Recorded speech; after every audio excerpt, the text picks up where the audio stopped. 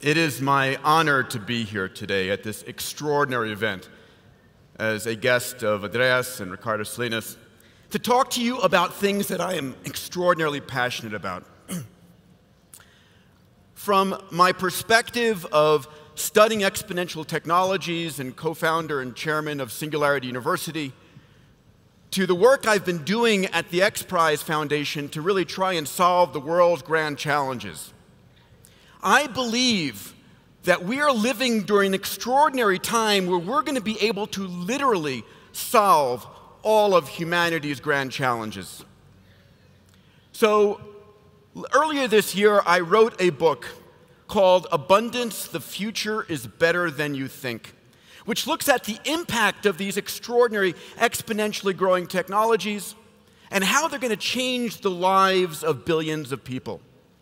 And in this book, I say to people, we're heading towards a world of abundance. And when I say that, people say, really? Peter, haven't you heard about the economic crisis in Europe? Haven't you heard about the terrorism here and there? Haven't you heard about these murders? And I go, oh my God. We are living in a time when the news media is a drug pusher and negative news is their drug.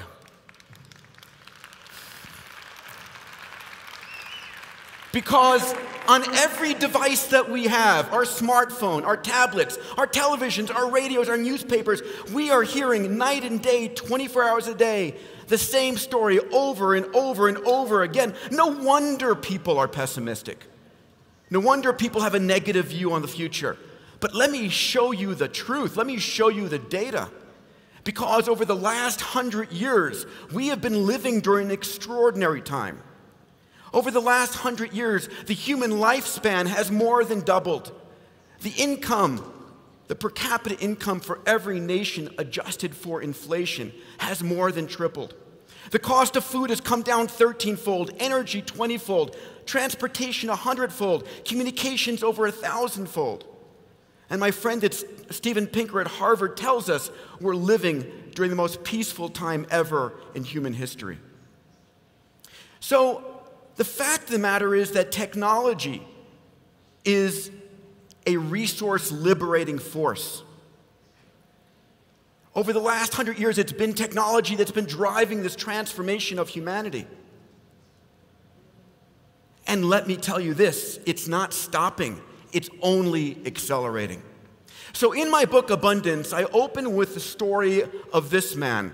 On the left is Napoleon III. The year is 1840. And Napoleon III was inviting the King of Siam over for dinner.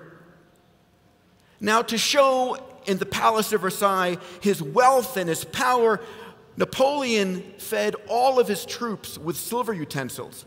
Napoleon himself ate with gold utensils, but the King of Siam, he was fed with aluminum utensils. You see, aluminum in the year 1840 was the most precious metal on the planet. There was no place you could go and dig up pure aluminum from the earth. All of it was bound with oxygen and silicon to form a material called bauxite. And even though aluminum makes up 8% of the earth by weight, it was so difficult to extract the aluminum from the bauxite, it was worth more than gold and platinum. That's why, in fact, the tip of the Washington Monument in Washington, D.C. is made of aluminum. Because in that same time period, it was the most precious metal on the planet. And then a technology of electrolysis came along that allowed us to take the aluminum out of the bauxite so efficiently that we now think of aluminum with a throwaway mentality. Aluminum foil, aluminum cans, we don't care. Well, ladies and gentlemen, that same mechanism by which technology can take that which was scarce and make it abundant is true in so many other ways. We think about energy scarcity, but we are living on a planet that is bathed in energy. In fact, every year, 5,000 times more energy hits the Earth's surface than we consume as a species in a year.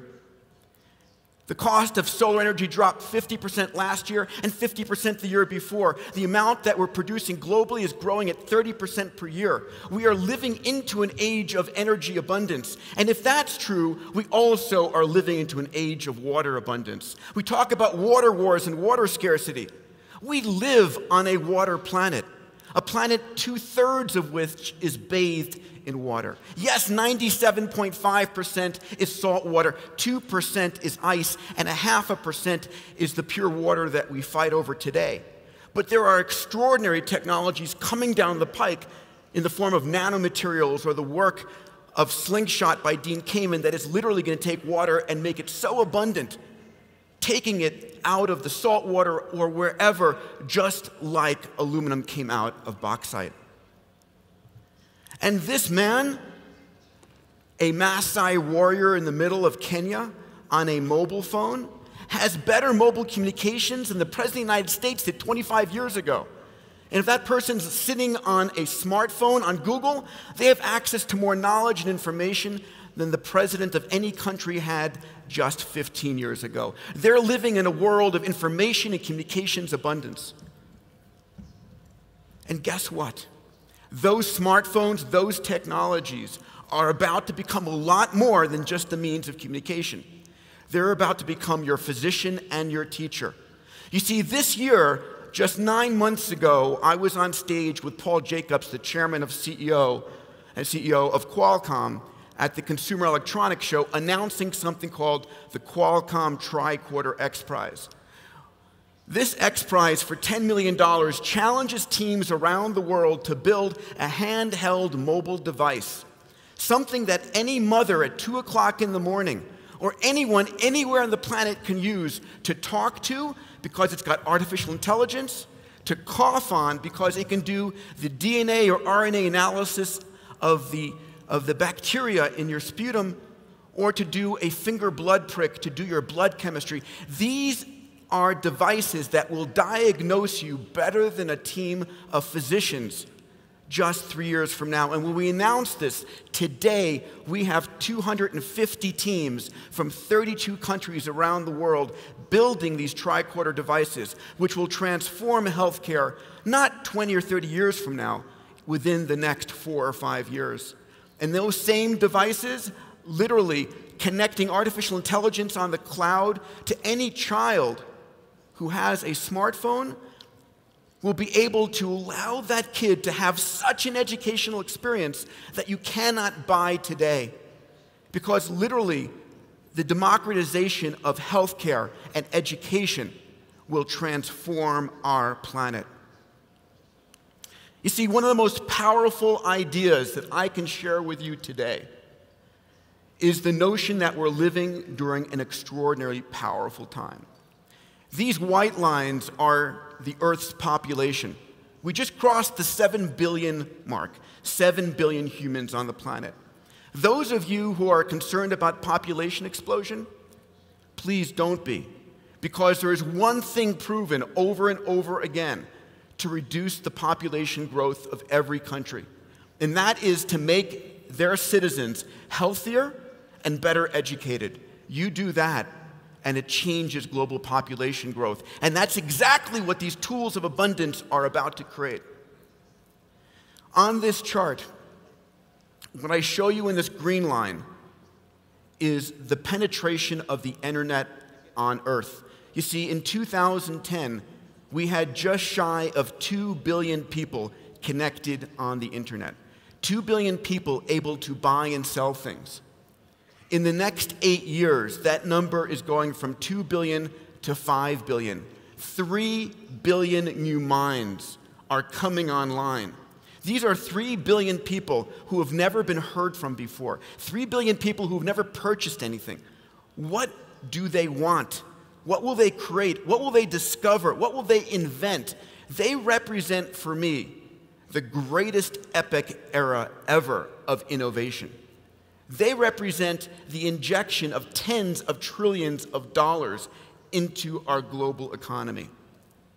Ladies and gentlemen, we are living in a time today where small groups, small teams of entrepreneurs, empowered by exponentially growing technologies, computational power, artificial intelligence, robotics, synthetic biology, digital medicine, digital manufacturing, and 3D printing, these individuals literally are able to do what only governments and large corporations could do before. These are the individuals who, like we speak at Singularity University, are going to be able to have a 10 to the 9th plus impact, the ability to touch the lives of 1 billion people in a positive fashion. We're living during a magical time of transformation, where literally our dreams can become true. So I urge you here today, when you hear the negative news, the negative media that is fed to you over and over again, remember there's a reason for this. You see, as we evolved on the plains of Africa hundreds of thousands and millions of years ago, if you missed a piece of good news, it's okay. If you missed a piece of bad news, it could mean your life.